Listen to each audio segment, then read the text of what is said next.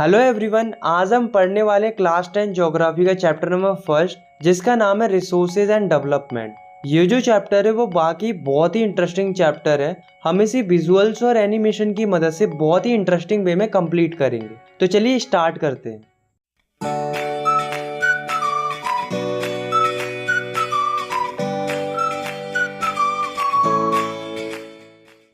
दोस्तों, हमारी जो प्रकृति होती है उसमें हमें बहुत सारी चीजें देखने को मिलती हैं, जैसे कि water, forest, soil, wind, animal. ये सब क्या है? ये सब रिसोर्सेस है। रिसोर्सेस का मतलब होता है कि हमारी प्रकृति में मौजूद कोई भी ऐसी चीज जो हमारी जरूरत को पूरा करती है उसे हम रिसोर्स कहते हैं, बशर्ते वो चीज हमारे लिए टेक्निकली एक्सेसिबल होनी चाहिए। मतलब उस रिसोर्स तक पहुंचने के लिए हमारे पास टेक्नोलॉजी होनी चाहिए। दूसरी, इकोनॉमिकली फीजिबल होनी चाहिए, मतलब उस रिसोर्स से हमें इकोनॉमिकल प्रॉफिट होना चाहिए। तीसरी, कल्चरली एक्सेप्टेबल होनी चाहिए, मतलब लोगों को उस चीज से कोई नुकसान या चोट नहीं पहुंचनी चाहिए। अगर ये तीनों कंडीशन फॉलो होंगी तभी कोई चीज रिसोर्स मानी जाएगी, अदरवाइज नहीं मानी जाएगी। तो हम लिख सकते हैं, everything available in our environment which can be used to satisfy our needs provided it is technically accessible, economically feasible and culturally acceptable, it is called a resource। आया समझ में? अब आप इस डायग्राम को देखो जो कि आपकी बुक में दिया गया है, जिसमें ऊपर की साइड नेचर है, इधर है टेक्नोलॉजी, इधर है इंस्टीट्यूशंस और सेंटर में ह्यूमन बींग्स। तो ये डायग्राम बेसिकली दो चीजें बता रहा है। पहली कि जो ये टेक्नोलॉजी, नेचर और इंस्टीट्यूशंस होते हैं वे आपस में इंटरडिपेंडेंट होते हैं। दूसरी कि जो ये ह्यूमन बींग्स होते हैं वे टेक्नोलॉजी की मदद से इंटरेक्ट करते हैं नेचर के साथ और डेवलप करते हैं इंस्टीट्यूशंस को, जिससे क्या होता है कि पैसे आते हैं और पूरी कंट्री का इकोनॉमिकल डेवलपमेंट होता है। Classification of resources. रिसोर्सेज को 4 तरीकों से क्लासिफाई किया गया है, मतलब कि रिसोर्सेज को 4 तरीकों से बांटा गया है।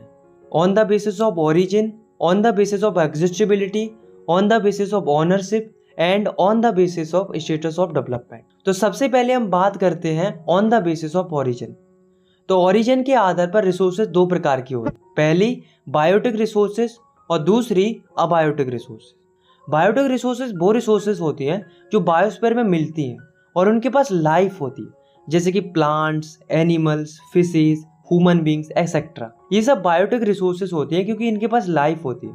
तो हम लिख सकते हैं, the resources which are obtained from biosphere and contain life are called biotic resources. Next है अबायोटिक रिसोर्सेज। तो अबायोटिक रिसोर्सेज वो रिसोर्सेज होती हैं जो नॉन लिविंग थिंग से बनी हुई होती है, मतलब जिनके पास लाइफ नहीं होती है। For example rocks, metals, water, soil, minerals etcetera. ये सब अबायोटिक रिसोर्सेज होती है क्योंकि इनके पास लाइफ नहीं होती।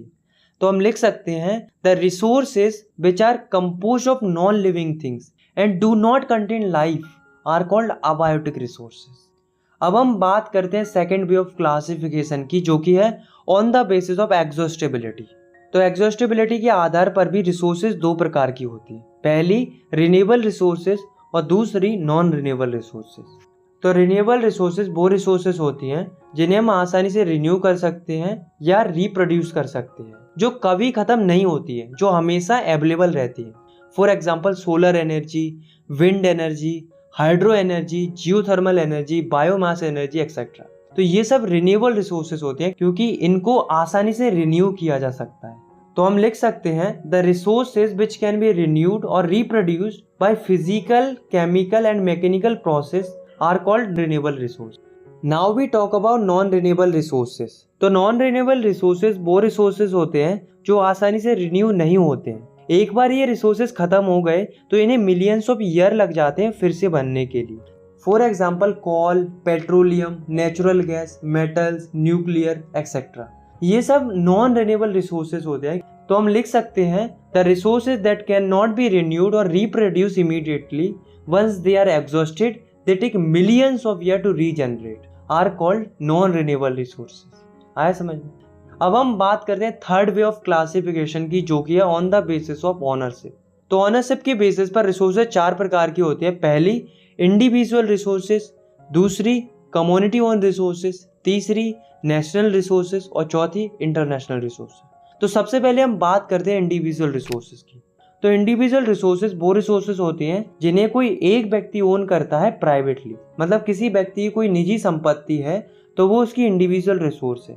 For example plot, field, house, car, book, ये सब इंडिविजुअल रिसोर्सेज होती हैं क्योंकि इन सब पर किसी एक इंडिविजुअल व्यक्ति का कंट्रोल रहता है। तो हम लिख सकते हैं the resources which are own privately by individuals are called individual resources.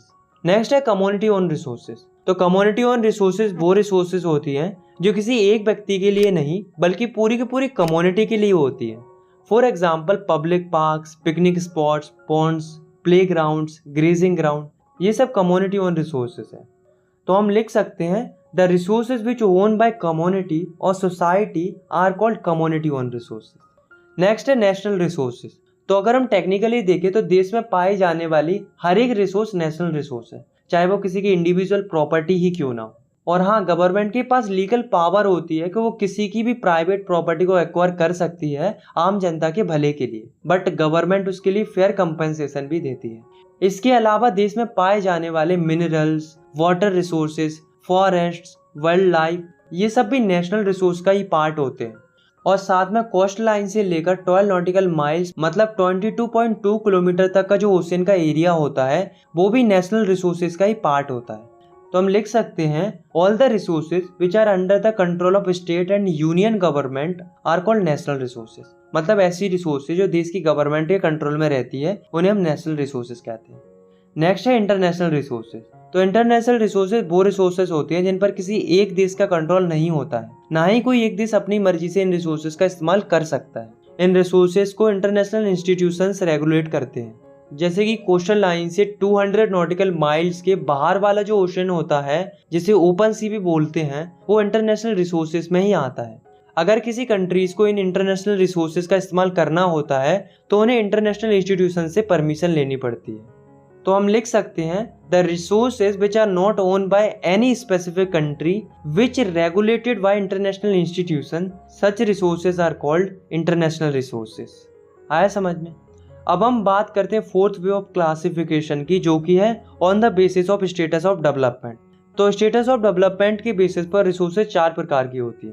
पहली पोटेंशियल रिसोर्सेज, दूसरी डेवलप्ड रिसोर्सेज, तीसरी स्टॉक और चौथी रिजर्व। तो सबसे पहले हम बात करते हैं पोटेंशियल रिसोर्सेज की। तो इसको मैं आपको एक एग्जांपल के थ्रू समझाता हूँ। वो एग्जांपल है गुजरात और राजस्थान का। तो गुजरात और राजस्थान में क्या होता है कि वहाँ पर बहुत ज़्यादा धूप पड़ती है और बहुत ज़्यादा हवाएं चलती हैं। तो हम यहाँ पे क्या कर सकते हैं, एक तो हम धूप के लिए सोलर प्लांट्स लगा सकते हैं और विंड्स के लिए हम विंड टरबाइन लगा सकते हैं, जिससे क्या होगा कि हम इलेक्ट्रिसिटी जनरेट कर पाएंगे। पर ऐसा हम नहीं करते हैं। क्यों नहीं करते हैं? क्योंकि इन मशीन्स को स्टेब्लिश करने में काफ़ी ज़्यादा इन्वेस्टमेंट होता है, मतलब काफ़ी ज़्यादा खर्चा होता है। तो कहने का मतलब ये है कि गुजरात और राजस्थान जैसी जगहों पर पोटेंशियल है, यानी कि क्षमता है एनर्जी को डेवलप करने की, लेकिन टेक्नोलॉजी महंगी होने के कारण हम इन्हें इस्तेमाल नहीं करते। ऐसी रिसोर्सेज को हम पोटेंशियल रिसोर्स कहते हैं। तो हम लिख सकते हैं the resources which are found in a region, मतलब ये प्रेजेंट है हमारे रीजन में, and they have potential to satisfy human needs, और इनके पास क्षमता भी है हमारी जरूरतों को पूरा करने की, but their utilization has not been started, पर इनका इस्तेमाल करना हमने शुरू नहीं किया है। क्यों नहीं किया है? Because technology is so expensive, मतलब जो टेक्नोलॉजी है वो बहुत महंगी है। आए समझ में? इसका एग्जाम्पल हम लिख सकते हैं Gujarat and Rajasthan have potential for solar and wind energy. Next है हमारा डेवलप्ड रिसोर्सेज। तो जैसा कि नाम से ही पता चल रहा है कि वो रिसोर्सेज जो डेवलप हो चुकी हैं, मतलब ऐसी रिसोर्सेज जिनका सर्वे हो चुका है, इनकी क्वालिटी, क्वांटिटी सब कुछ हमने पता कर लिया है और करेंटली हम इन रिसोर्सेज को इस्तेमाल भी कर रहे हैं। ऐसी रिसोर्सेज को हम डेवलप्ड रिसोर्सेज कहते हैं। For example coal, petroleum, iron, rivers, ये सब डेवलप्ड रिसोर्सेज है। तो हम कह सकते हैं the resources which are surveyed and their quality and quantity has been determined for utilization and they are currently used by humans. Such resources are called developed resources. Next है हमारा stock resources. इसको मैं आपको एक example के through समझाता हूँ। जैसे कि जो वाटर होता है यानी कि पानी होता है, वो दो चीज़ों से मिलकर बना होता है, H2 यानी कि हाइड्रोजन और O2 यानी कि ऑक्सीजन। ये दोनों ही हमारे लिए बहुत ही ज़रूरत की चीज़ें हैं। हाइड्रोजन एक अच्छा फ्यूल है और ऑक्सीजन तो तुम्हें पता ही है इंसानों के लिए कितनी ज़रूरत की चीज़ है। तो ये दोनों हमारे लिए बहुत ही अच्छे रिसोर्स बन सकते हैं, लेकिन अफसोस हमारे पास कोई ऐसी टेक्नोलॉजी ही नहीं है कि हम वाटर में से इन दोनों रिसोर्सेज को एक्सट्रैक्ट कर पाएँ। तो कहने का मतलब ये है कि ऐसे रिसोर्सेज जिनके पास पोटेंशियल तो है इंसानी जरूरतों को पूरा करने का, लेकिन उन रिसोर्सेज को एक्सेस करने के लिए हमारे पास टेक्नोलॉजी ही नहीं है, ऐसी रिसोर्सेज को हम स्टॉक रिसोर्सेज कहते हैं। तो हम लिख सकते हैं the resources which have potential to satisfy human needs but there is no appropriate technology to access them. इसका एग्जांपल है extracting O2 and H2 from H2O। Last है हमारा रिजर्व रिसोर्सेज। तो रिजर्व रिसोर्सेज वो रिसोर्सेज होती हैं जिनको utilise करने के पास हमारे पास टेक्नोलॉजी है, पर हम इन रिसोर्सेज का इस्तेमाल जानबूझकर नहीं करते हैं। हमने इन रिसोर्सेज को रिजर्व करके रखा है फ्यूचर की जरूरतों के लिए। फॉर एग्जाम्पल, जो डैम्स के अंदर पानी होता है और जो फॉरेस्ट होते हैं उन्हें हमने रिजर्व करके रखा है फ्यूचर के लिए। हम इन रिसोर्सेज को थोड़ा बहुत ही यूज करते हैं ताकि जब फ्यूचर में जरूरत पड़े तब हम इन्हें आसानी से यूज कर सकें। तो हम लिख सकते हैं the resources which can be utilized with the help of existing technology but we do not use them because we keep them for future requirements. आया समझ में? नेक्स्ट टॉपिक है हमारा डेवलपमेंट ऑफ रिसोर्सेज। दोस्तों, हम ये बात तो जानते हैं कि जो रिसोर्सेस हैं वो हमारे लिए कितनी ज़रूरी है, क्योंकि ये हमारी नीड्स को सेटिस्फाई करती है, यानी कि हमारी ज़रूरतों को पूरा करती है। लेकिन दोस्तों, इंसानों ने क्या किया है कि इन रिसोर्सेज को इनडिस्क्रिमिनेट तरीके से यूज़ किया है, यानी कि इन रिसोर्सेज को अंधाधुंध तरीके से इस्तेमाल किया है, जिस वजह से हमें आज के समय में कई सारी प्रॉब्लम्स देखने को मिल रही हैं। अब क्या क्या प्रॉब्लम्स देखने को मिल रही हैं, चलिए देखते हैं। Problem caused by indiscriminate use of resources. तो बेसिकली हमें 3 प्रॉब्लम्स फेस करनी पड़ रही हैं, जिसमें से पहली प्रॉब्लम है कि कुछ लालची लोगों ने अपने फायदे के लिए इन रिसोर्सेज का ओवर यूज किया है, जिस वजह से जो रिसोर्सेज हैं वो खत्म होती जा रही हैं। दूसरी प्रॉब्लम है कि जो रिसोर्सेज हैं वो कुछ ही लोगों के पास पहुंचती जा रही हैं, जिस वजह से जो सोसाइटी है वो 2 हिस्सों में बंट गई है, रिच और पुअर, यानी कि अमीर और गरीब। आप खुद ही सोचो ना कि जिसके पास ज़्यादा रिसोर्सेज होंगी वो अमीर होता जाएगा और जिसके पास कम रिसोर्सेज होंगी वो गरीब होता जाएगा। बस इसी तरह से जो समाज है वो 2 हिस्सों में बढ़ती जा रही है। तीसरी प्रॉब्लम है कि रिसोर्सेज के ओवर एक्सप्लॉयटेशन की वजह से हमें कई सारे इकोलॉजिकल क्राइसिस से गुजरना पड़ रहा है, जैसे कि global warming, ozone layer depletion, pollution, land degradation etcetera. अब दोस्तों, सवाल ये उठता है कि क्या कोई ऐसा तरीका है जिससे हम रिसोर्सेज को बचा सकते हैं? तो इसके लिए एक टर्म इंट्रोड्यूस हुआ, एक कंसेप्ट आया जिसका नाम है सस्टेनेबल डेवलपमेंट। तो सस्टेनेबल डेवलपमेंट क्या कहता है कि रिसोर्सेज का इस्तेमाल करो, बेशक करो, पर इस तरीके से करो कि जो हमारा इन्वायरमेंट है वो डैमेज ना हो और जो आने वाली फ्यूचर जनरेशंस है उनके लिए भी रिसोर्सेज बची रहे। तो हम सस्टेनेबल डेवलपमेंट को कुछ इस तरीके से लिख सकते हैं, the resources should be used in such a way that our environment is not damaged and the needs of future generations are not compromised. This called a sustainable development. अब दोस्तों, सवाल ये उठता है कि जो ये सस्टेनेबल डेवलपमेंट का जो आइडिया था वो आया कहाँ से, इसकी शुरुआत कहाँ से हुई? तो हुआ क्या था कि 1992 में एक मीटिंग हुई थी जिसका नाम था रियो डे जेनेरियो अर्थ समिट। ये दुनिया का पहला इंटरनेशनल अर्थ समिट था। ये कहाँ पर हुआ था? तो ये ब्राजील में एक जगह है रियो डे जेनेरियो, वहां पर ये मीटिंग हुई थी। इस मीटिंग में 100 से ज्यादा देशों ने भाग लिया था। अब दोस्तों, रीजन क्या था इस मीटिंग को करने का? तो रीजन था कि कैसे हम इन्वायरमेंट को प्रोटेक्ट कर सकते हैं और जो इन्वायरमेंट से रिलेटेड जितनी भी समस्या है उनका क्या क्या समाधान हो सकता है, इस चीज पर डिस्कशन करना, ताकि विश्व स्तर पर सोशियो इकोनॉमिक डेवलपमेंट हो सके। तो ये रीजन था और इसके लिए मीटिंग होती है, सभी आपस में डिस्कशन करते हैं और अपने अपने विचार रखते हैं। इसके बाद इस मीटिंग का रिजल्ट आता है। तो रिजल्ट क्या आता है? देखो, पहला, सारे देश मिलकर जंगलों को प्रोटेक्ट करने के लिए ग्लोबल फॉरेस्ट प्रिंसिपल्स पर सहमति जताते, मतलब सारे देशों के लीडर ये सहमति जताते हैं कि हम जंगलों का सस्टेनेबल तरीके से इस्तेमाल करेंगे और जंगलों की रक्षा करेंगे। दूसरा, ये सारे देशों के लीडर सस्टेनेबल डेवलपमेंट के लिए एजेंडा 21 को अपनाते हैं। अब सवाल ये उठता है कि ये एजेंडा 21 क्या था? तो एजेंडा 21 बेसिकली कुछ नहीं था, एक डिक्लेरेशन था, यानी कि एक घोषणा पत्र था जिसमें एनवायरनमेंट की जो अलग अलग प्रॉब्लम्स थी जो कि इंसानों ने क्रिएट की थी उनको कैसे खत्म करना है और एनवायरनमेंट को कैसे बचाना है, इस चीज पर एक ब्लूप्रिंट था। तो आया समझ में कि क्या था एजेंडा 21। नेक्स्ट टॉपिक है हमारा रिसोर्स प्लानिंग। तो जैसा कि आपको नाम से ही पता चल रहा है कि रिसोर्स प्लानिंग का मतलब होता है रिसोर्सेज की प्लानिंग करना, मतलब रिसोर्सेज को सही ढंग से इस्तेमाल करना। अब दोस्तों, एक क्वेश्चन अराइज होता है कि रिसोर्स प्लानिंग करने की ज़रूरत क्या है हमें? तो रिसोर्स प्लानिंग करना क्यों ज़रूरी है, ये मैं आपको एक एग्जांपल के थ्रू समझाता हूँ। जैसे मान लो ये हमारी इंडिया है, तो इंडिया में झारखंड और छत्तीसगढ़ में काफ़ी ज़्यादा मिनरल्स और कोयल पाया जाता है। सिमिलरली अगर हम बात करें राजस्थान की, तो राजस्थान में सोलर एंड विंड एनर्जी काफ़ी मात्रा में है, लेकिन वहाँ पर पानी की कमी है। और वहीं अगर हम बात करें अरुणाचल प्रदेश की, तो वहाँ पर पानी तो बहुत है लेकिन इंफ्रास्ट्रक्चर की कमी है। तो कहने का मतलब ये है कि हमारे यहाँ रिसोर्सेज तो बहुत है लेकिन वो अनइवन तरीके से डिस्ट्रीब्यूटेड है।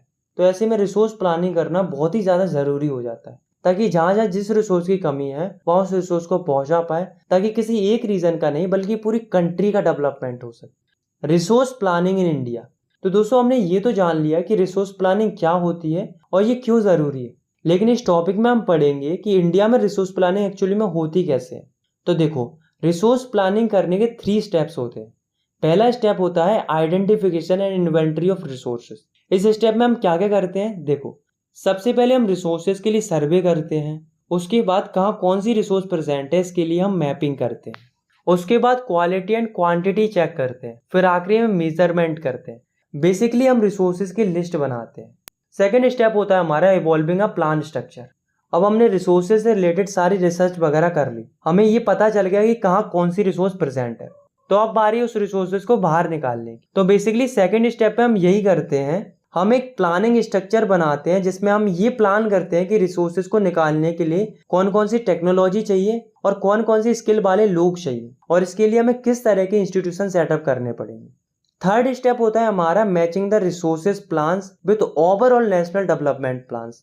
मतलब इस स्टेप में हम ये चेक करते हैं कि हमने जो रिसोर्स प्लान बनाया है वो क्या नेशनल डेवलपमेंट प्लान से मैच भी कर रहा है या नहीं कर रहा है, क्योंकि हमारा मेन एम यही होता है कि हम जिन रिसोर्सेज को निकाल रहे हैं उनसे हमारी कंट्री का ओवरऑल डेवलपमेंट होना चाहिए, ना कि नुकसान होना चाहिए।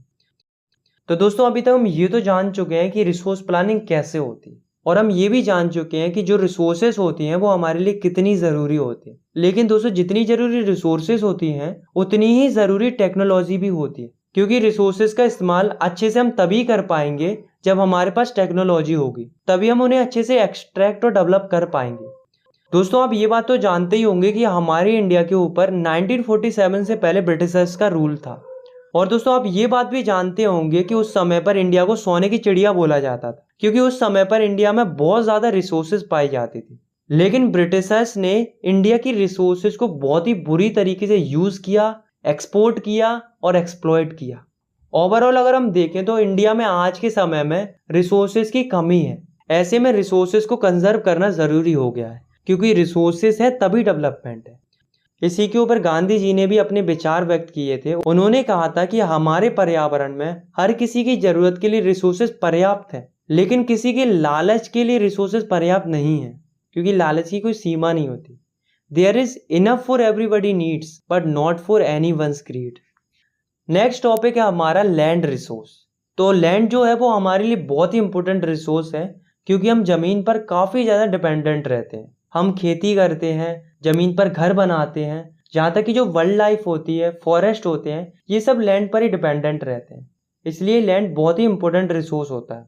अगर हम इंडिया की बात करें तो इंडिया की जो लैंड है वो बहुत से रिलीफ फीचर्स में प्रेजेंट है। जैसे कि 43% जो लैंड है वो प्लेन है, 30% जो लैंड है वो माउंटेन से कवर्ड है, और 27% जो लैंड है वो प्लेटू रीजन है।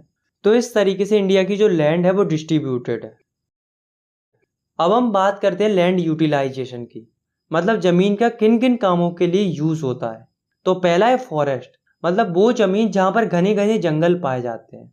दूसरा है land not available for cultivation, मतलब ऐसी ज़मीन जहाँ पर हम फसलें नहीं उगा सकते। इसमें 2 टाइप की लैंड आती है।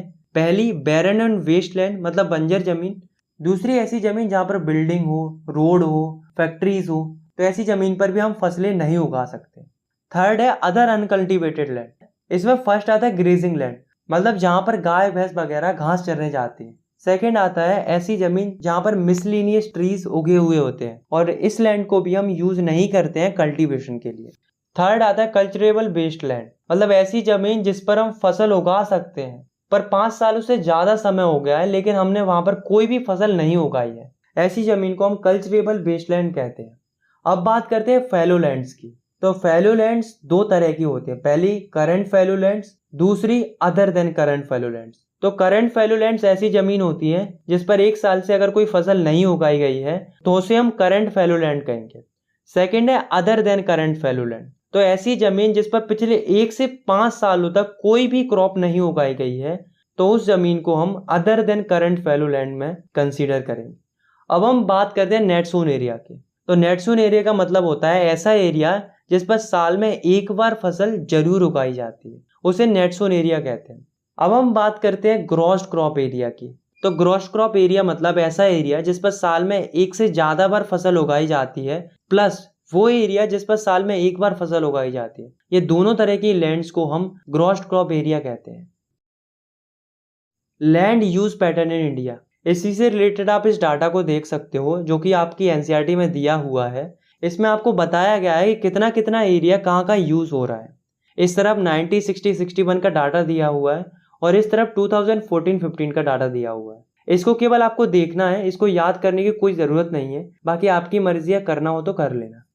हमारी इंडिया का टोटल ज्योग्राफिकल एरिया है 3.28 मिलियन स्क्वायर किलोमीटर, ये तो हम जानते हैं।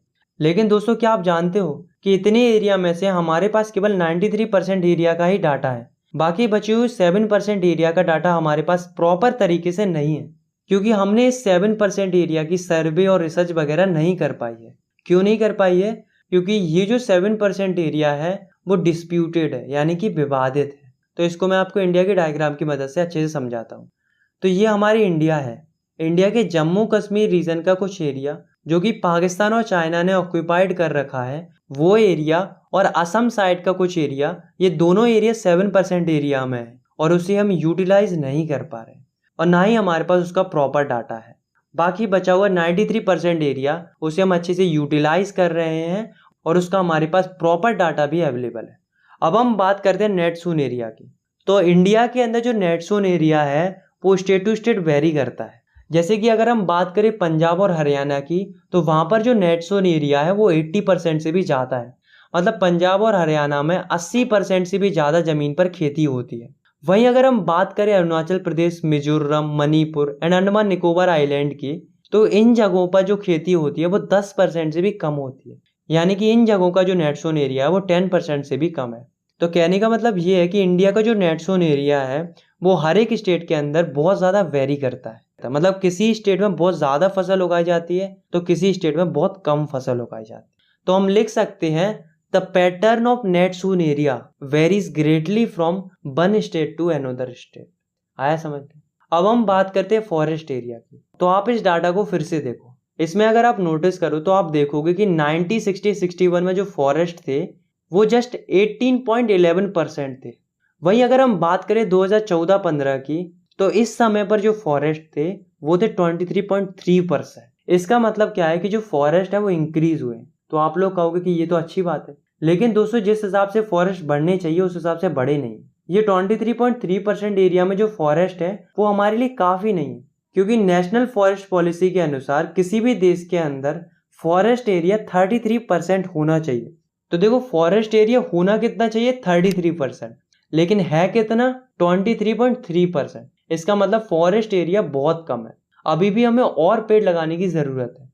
अब क्वेश्चन ये अराइज होता है कि 33% फॉरेस्ट एरिया होना क्यों ज़रूरी है? तो इसके दो रीज़न है। पहला, इकोलॉजिकल बैलेंस बनाए रखने के लिए ज़रूरी होते हैं। दूसरा, ऐसे कई सारे लोग होते हैं जो जंगलों के आसपास रहते हैं, उनका जो जीवन होता है वो काफ़ी ज़्यादा डिपेंडेंट रहता है जंगलों पर, इसलिए पर्याप्त मात्रा में जंगलों का होना ज़रूरी हो जाता है। Land degradation and conservation measures. दोस्तों समय के साथ साथ क्या हो रहा है कि जो हमारी लैंड है वो खराब होती जा रही है, यानी कि लैंड डिग्रेड होती जा रही है। इसी को लैंड डिग्रेडेशन बोला जाता है, यानी कि जमीन का खराब होना। तो हम लिख सकते हैं the decline in the quality of land is known as land degradation. अब क्वेश्चन ये अराइज होता है कि लैंड डिग्रेडेशन हो क्यों रहा है? ऐसे कौन कौन से कारण है जिसकी वजह से जमीन खराब हो रही? चलिए जानते हैं कॉजेज ऑफ लैंड डिग्रेडेशन। तो पहला रीजन है डिफॉरेस्टेशन, यानी कि पेड़ों को काटना। तो बेसिकली झारखंड, छत्तीसगढ़, मध्य प्रदेश, इन स्टेट में सबसे ज्यादा पेड़ काटे जाते हैं माइनिंग के लिए। दूसरा है ओवर ग्रेजिंग। ओवर ग्रेजिंग का मतलब होता है कि जो कैटल्स होते हैं वो बहुत ज्यादा घास खा लेते हैं, जिस वजह से जो लैंड की टॉप मोस्ट लेयर होती है वो खराब हो जाती है। ओवर ग्रेजिंग मोस्टली दो जगहों पर सबसे ज्यादा होती है, मध्य प्रदेश और महाराष्ट्र। थर्ड है ओवर इरिगेशन। ओवर इरिगेशन का मतलब होता है खेतों में हद से ज़्यादा पानी देना। हद से ज़्यादा पानी देने से भी लैंड डिग्रेड होती है, क्योंकि उससे लैंड सेलाइन या एल्कलाइन हो जाती है। ओवर इरिगेशन सबसे ज़्यादा पंजाब, हरियाणा, वेस्टर्न यूपी में देखने को मिलता है। फोर्थ है cement industry generate huge amount of dust. मतलब होता क्या है कि जो सीमेंट इंडस्ट्रीज होती हैं उनमें काफ़ी ज़्यादा डस्ट निकलती है, क्योंकि बड़े बड़े पत्थरों को फोड़ा जाता है, जिस वजह से जो आसपास की ज़मीन होती है उस पर डस्ट इकट्ठी हो जाती है और वो लैंड खराब हो जाती है। फिफ्थ है इंडस्ट्रियल वेस्ट। तो जो बड़ी बड़ी इंडस्ट्रीज होती हैं उनका जो वेस्ट होता है उसे सीधा ही ज़मीन पे फेंक दिया जाता है, जिस वजह से वो लैंड कल्टीवेशन के मतलब की नहीं बचती। तो दोस्तों ये जो कारण हमने देखे, इन्हीं कारणों की वजह से हमारी जो लैंड है वो खराब होती जा रही है। अब आप सोच रहे होंगे क्या कोई ऐसा तरीका है जिससे हम लैंड को डिग्रेड होने से बचा सकते हैं? ऑफ कोर्स है, बल्कि बहुत सारे तरीके हैं। चलिए जानते हैं conservation measures of land degradation. तो पहला है अफॉरेस्टेशन। अफॉरेस्टेशन का मतलब होता है पेड़ लगाना। पहले पेड़ काट रहे थे, अब पेड़ लगाना है। दूसरा है मैनेजमेंट ऑफ ग्रेजिंग लैंड। मतलब जो कैटल्स के लिए ग्रेजिंग लैंड होता है उसको प्रॉपर तरीके से मैनेज करना। तीसरा है प्रॉपर इरिगेशन। मतलब अगर पानी है तो उसे हद से ज़्यादा इस्तेमाल नहीं करना है इरिगेशन के लिए, जितनी ज़रूरत है उतना ही इस्तेमाल करना है। इसके लिए हम स्प्रिंकलर सिस्टम का भी यूज़ कर सकते हैं। चौथा है कंट्रोल माइनिंग एक्टिविटीज़। मतलब माइनिंग एक्टिविटीज़ को कंट्रोल करना। पांचवा है treating industrial waste before discharge. मतलब जो इंडस्ट्री से वेस्ट निकलता है उसे अच्छे से ट्रीट करना, उसके बाद उसे सही जगह पर और सही तरीके से डिस्चार्ज करना। तो ये तो थे कुछ कंजर्वेशन मेथड जिनका इस्तेमाल करके हम लैंड डिग्रेडेशन को रोक सकते हैं। अब दोस्तों अब हम जो टॉपिक पढ़ने जा रहे हैं वो एग्जाम पॉइंट ऑफ व्यू से बहुत ही ज़्यादा इंपॉर्टेंट है, तो आपको बहुत ही ध्यान से देखना है।